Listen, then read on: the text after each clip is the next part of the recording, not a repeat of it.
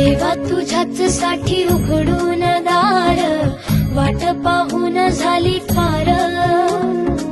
चिंता हरून देवा थकला असणार, दे माझ्या खांद्यावर भार. थोडा इथं टेकून जा, घास खाऊन